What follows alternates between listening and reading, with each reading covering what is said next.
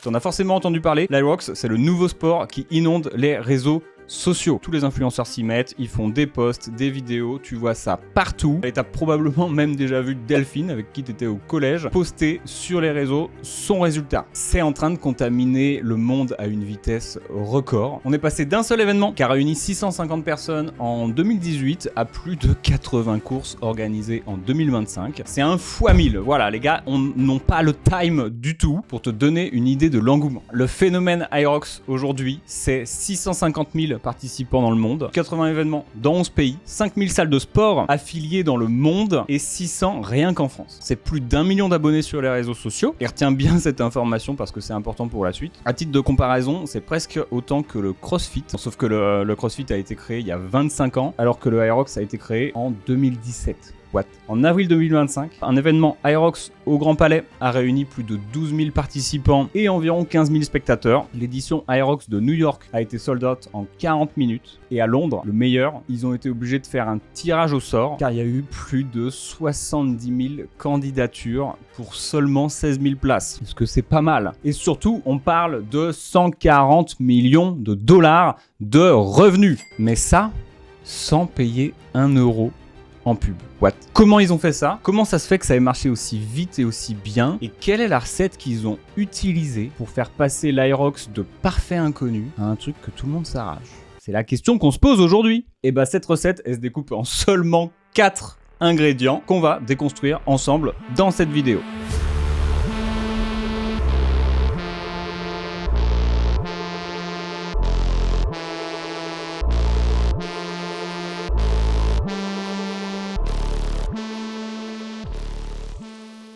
Mais avant, c'est quoi concrètement le Aerox? Jamy, dis-nous, c'est quoi un Aerox? Eh bah faut que t'imagines Interville mais sans la vache. C'est-à-dire que c'est un peu comme une course d'obstacles, mais sans la boue, dans un hangar, et au lieu d'avoir des obstacles, t'as des exercices d'entraînement fonctionnel. On va voir tout de suite ce que c'est entraînement fonctionnel. C'est-à-dire que t'as 8 km de course, intercoupés par 8 exercices. Qu'est-ce que c'est que ces exercices? Nous avons d'abord 1000 mètres de ski erg. Qu'est-ce que c'est que ça, le ski erg? Et bah, comme son nom l'indique, c'est un peu du ski erg. Ce que j'entends par là, c'est que c'est une machine qui te fait répéter le mouvement que tu fais avec tes bras quand tu fais du ski. Et de façon très énervée, apparemment, parce que, apparemment aussi, l'humanité avait besoin de ça. Donc on commence par 1000 mètres de ski erg et ensuite on enchaîne avec, tenez-vous bien, 50 mètres de sled push, 50 mètres de sled pull, 80 mètres de burpee jump, 1 km de rowing, 200 mètres de marche à la kettlebell, 100 mètres de fente marchée avec un sac de sable sur le dos et enfin 100 répétitions de wall balls. Le wall balls, qu'est-ce que c'est? C'est quand t'as une balle et tu la jettes, tu la rattrapes, et tu la jettes, et tu la rattrapes, et tu la jettes, et tu la rattrapes. C'est tout un programme, dis donc. Et c'est pas tout.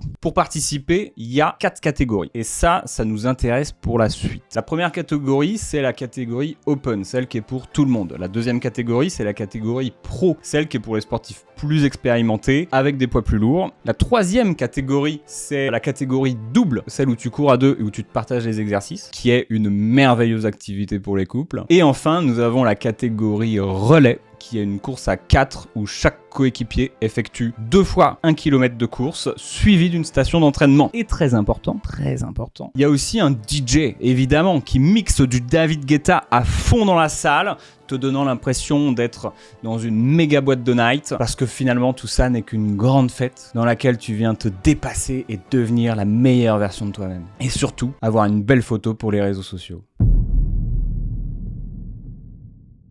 Maintenant, pour comprendre le succès de l'Aerox, il faut revenir à ses débuts. Mais juste avant, si c'est pas déjà fait, je t'invite très vivement à glisser ta souris sur le bouton s'abonner. C'est gratuit, ça mange pas de pain et ça te permet de soutenir la chaîne. On continue la vidéo. Aerox a été créé en 2017 par 2 personnes. Christian Dzetske, je le dis très mal, qui a passé 20 ans à organiser des gros événements sportifs en Europe, et Moritz Fürst, qui est double champion olympique de hockey sur gazon.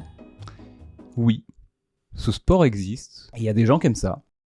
Et toute cette petite histoire part d'une idée de notre second protagoniste, Moritz Fürst, qui a fait une découverte. il a découvert que 52% des personnes inscrites en salle de sport considèrent le fitness comme leur sport principal. Et de cette information, le mec a extrapolé la chose suivante. Il s'est dit que ce serait absurde que des millions de gens s'entraînent à taper dans une balle, mais qu'il n'y ait pas de match de foot. Alors, moi j'utilise l'exemple du foot, lui dans sa version, il parle de golf, puisqu'il expliquait que c'est comme si tu t'entraînais au practice à taper des balles tous les jours et qu'il n'y avait pas de terrain de golf sur lequel tu puisses vraiment faire du golf. Ce serait absurde. Et donc, notre ami Moritz, qui a totalement un prénom qui m'évoque un chien saucisse, dis-moi dans les commentaires si toi aussi, le prénom Moritz t'évoque un chien saucisse qui ressemble à ça. Notre ami Moritz, donc, se dit que c'est un peu pareil avec cette industrie du fitness. Ces 52% de personnes là, ils s'entraînent tous les jours, ils soulèvent des trucs lourds, ils courent sur un tapis, mais derrière, ils ont pas de terrain de jeu pour mettre à profit ces entraînements. Comme le golfeur a son terrain de golf et le footeux a son terrain de foot, celui qui s'entraîne à la salle, il s'entraîne à la salle.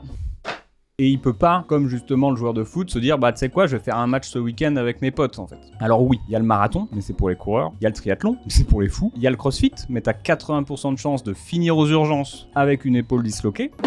Et enfin, il y a les concours de bodybuilding, mais ça c'est juste un truc de détraqué. En résumé, il y a rien pour les sportifs plus tranquilles. C'est un peu dommage. Alors, créons quelque chose pour eux. Et voici comment Hyrox est né.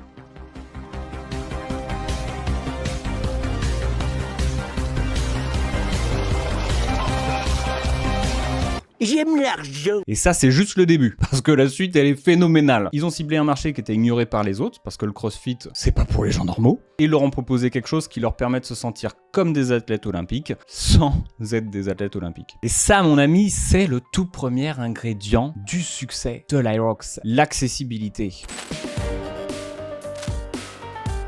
Un Hyrox, c'est challengeant, mais accessible. Les exercices, ils sont simples. Pousser des trucs, tirer des trucs, courir, ramer. C'est des mouvements que tout le monde peut faire et c'est pas des exercices qui demandent 6 mois d'entraînement pour réussir à peu près bien faire la chose sans risquer sa vie. Coucou le CrossFit. Il n'y a pas de temps limite pour finir ta course, il n'y a pas de prérequis à avoir pour participer. C'est accessible évidemment pour tous les niveaux, on en parlait tout à l'heure, mais on a l'open du coup qui est accessible à tout le monde, le pro pour les pros, le duo ou le relais qui permettent de se répartir les tâches avec d'autres personnes, et il y a même une division inclusive, figurez-vous, nommée adaptive, pour les personnes ayant différents types de handicap. Ils ont vraiment pensé à tout. Donc pas besoin d'être un athlète de haut niveau, juste besoin d'avoir envie de se dépasser un petit peu. C'est une chose que n'importe qui puisse le faire, mais il faut que tout le monde puisse faire la même chose. Et ça nous envoie au deuxième ingrédient, j'ai nommé la standardisation totale.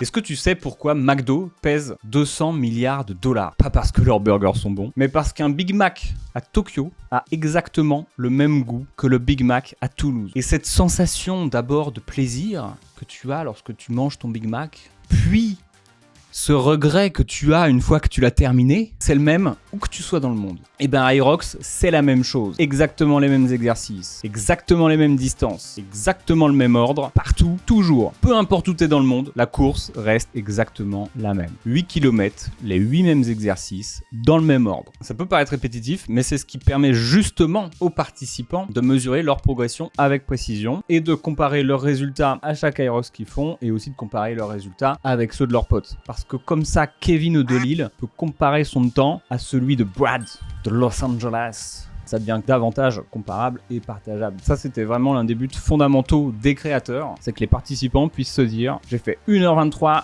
à Hyrox à Paris et que la personne à qui ils disent ça comprenne exactement ce que ça veut dire, ce que ça représente et si c'est stylé ou pas. Parce que la plupart des gens, ils vont faire un marathon, ils vont te dire j'ai fait 5 heures, tu vas dire waouh bravo, ça se trouve c'est un chrono de merde. Dans le Hyrox, le but c'est que tout le monde sache est-ce que le temps est bien, est-ce que le temps est pas bien. Et quelque part, est-ce que ça devient pas un petit peu ton unité de mesure de ta valeur en tant qu'être humain? Et ça, évidemment, ça favorise la rétention. Les gens reviennent, ils veulent faire un meilleur temps. Et surtout, ils veulent le partager sur les réseaux sociaux. Et oulala, je m'avance un tout petit peu. Ça, on y revient dans 2 minutes. 2 minutes. Car c'est bien d'avoir un sport accessible à tous et ultra standardisé. Mais si seulement c'était que ça le secret. Non, non, non. 3e ingrédient. aller là où tes futurs clients sont déjà présents. Les salles de sport, bien sûr. Au lancement, les créateurs vont toquer aux portes de toutes les salles de sport, des plus grandes chaînes aux plus petites salles. Ils présentent leur activité, ils organisent des cours collectifs, ça plaît bien. Et ensuite, le deal est simple. Ils proposent aux salles de sport de payer 1500 balles pour devenir HYROX Affiliate Partner. Qu'est-ce que c'est le HYROX Affiliate Partner? Bah, c'est simple. Tu as le matériel et les cours HYROX dans ta salle. Qu'est-ce que la salle y gagne? Un nouveau cours populaire à proposer à ses membres, des clients qui viennent donc plus souvent, de nouveaux inscrits. Et ça, c'est juste le début. Parce que plus il y a de salles partenaires, plus ça devient cool. Et plus ça devient cool, plus de salles veulent devenir partenaires. L'effet boule de neige s'active. Et ensuite, c'est un argument marketing en plus qui est, bah, nous, on prépare au HYROX, venez chez nous, on est trop cool. Et par association, vu que les gens aiment l'HYROX, les gens vont aimer ta salle. C'est là que les choses s'emballent pour HYROX, puisque ça devient des vases communicants tout ça. L'HYROX rend les salles de sport sexy, les salles de sport vendent l'HYROX, et résultat des courses, tu finis avec 5000 salles qui font ta pub, des milliers de coachs qui deviennent tes commerciaux, une présence physique sans avoir à te faire chier à créer une salle, et encore plus de revenus.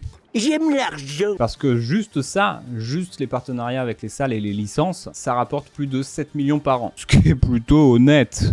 J'aime l'argent. On pourrait se dire que tout ça, c'est déjà pas mal. Ils sont déjà forts, les gars. Pas du tout. Car tout ça, ça servirait à rien sans l'ingrédient ultime.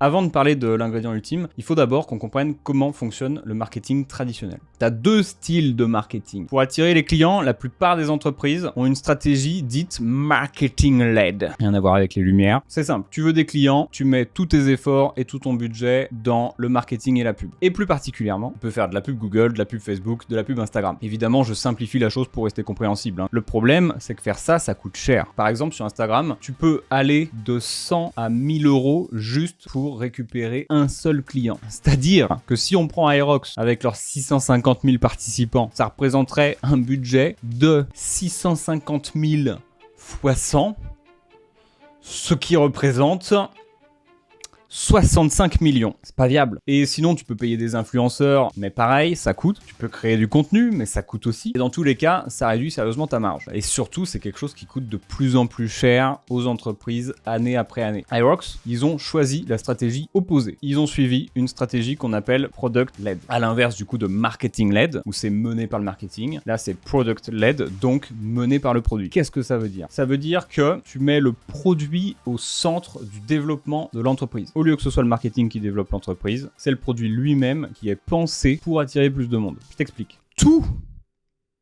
dans un événement HYROX, tout est pensé pour attirer plus de monde. Et tout est pensé pour que les participants deviennent eux-mêmes les marketeurs de la marque. C'est fabuleux. D'abord, il y a les courses en duo et en relais, où t'as envie de faire un HYROX, tu veux pas le faire tout seul, du coup t'en parles à tes potes. Ensuite et surtout, t'as des photographes partout qui mitraillent dans tous les sens, qui te sortent des photos extraordinaires de toi, déjà retouchées, qui te font passer pour un athlète olympique. Et à la fin, en plus de ça, on te fait aussi une photo avec ton chrono. Fabuleux. Tu vas quand même pas garder ça pour toi. Tu veux poster ça sur les réseaux sociaux. D'ailleurs, ces photos, tu peux les récupérer en 48 heures après l'événement. Et ils se sont même associés avec une boîte qui utilise de la reconnaissance faciale pour que toi, tout ce que tu as à faire, c'est mettre ton selfie dans leur application et ça te sort toutes les photos de toi. Magique. Ils te mâchent le travail pour que tout ce qu'il te reste à faire, c'est de reposter ça sur les réseaux sociaux. Mais c'est pas tout. Tu ne gagnes pas de médaille quand tu fais un HYROX. Non, parce que si le but d'HYROX, c'est que tout le monde connaisse, une médaille, c'est pas la meilleure idée du monde. Parce que la seule personne qui se balade avec une médaille autour du cou dans la rue, c'est toi, à 8 ans, après avoir fait 100 mètres dans une piscine. Non, chez HYROX, on veut quelque chose que les gens puissent afficher fièrement sans passer pour des tarés. J'ai nommé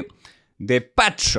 Des patchs? Effectivement, ils proposent des finishers patch que tu peux accrocher à ton sac, à la vue évidemment de tout le monde, pour que tout le monde sache à quel point t'es une rockstar. Et si ça te rappelle le principe des sacs Basic Fit, c'est exactement le même principe. Résultat, pendant que Nike claque des millions pour que Ronaldo fasse leur pub, t'as HYROX qui a 650 000 Ronaldo du dimanche. Et évidemment, par-dessus le marché, les influenceurs profitent de ces événements pour créer du contenu, de la préparation à l'événement, au feedback. Coucou Thibaut. Donc si je résume la chose, tu fais un HYROX, tu partages tes photos, tes vidéos et tes résultats sur Instagram, tes potes voient ça et ils se disent qu'est-ce que c'est que cette histoire? Ils ont l'impression de passer à côté de quelque chose, ils veulent savoir ce que c'est, ils veulent aussi en être. C'est ce qu'on appelle le FOMO, la base, Fear of Missing Out. Ils se disent tous, quel est cet événement dont tout le monde parle et à côté duquel je suis en train de passer? Si les gens cool font ça, il faut que je le fasse. Et ils vont à leur tour faire un Hyrox, ils partagent ça à leur tour, et ainsi de suite, jusqu'à ce que Hyrox devienne le nouvel empire galactique.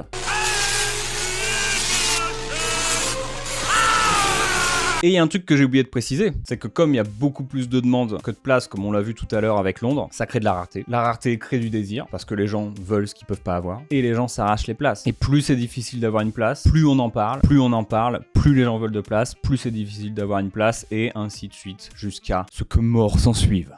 Et on a donc nos 4 ingrédients pour créer un sport viral, l'accessibilité, la standardisation, les partenariats avec les salles de sport et bien sûr avoir un produit qui est pensé pour que les gens en parlent. C'est ça la recette de l'Hyrox. Et voilà comment tu crées un phénomène viral sans dépenser 1 centime en pub. Bravo Hyrox, bravo, bravo, bravo. C'est tout pour moi. Évidemment, si tu veux soutenir la chaîne gratuitement, je t'invite à t'abonner et mettre un pouce en l'air. Pourquoi pas activer la cloche si t'es un vrai. Et moi, je te retrouve dans la prochaine vidéo. Bisous.